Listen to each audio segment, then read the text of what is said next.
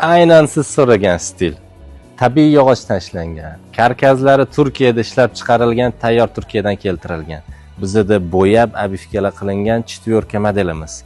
Sizni qulayligingiz uchun bir vaqtda 7 kishini bag'riga sig'dira oladigan yengil klassik uslubida ishlangan yumshoq mebelimiz. Komplektatsiyamizda ikkita kreslo, bitta 3 kishilik divan, bitta 2 kishilik divan, jurnalniy stolikimiz bor. Jurnalniy stolikimiz ham yog'och, ustki qismlari MDF dan ishlangan. Divan kresslarimizda to'liq yog'ochdan ishlangan.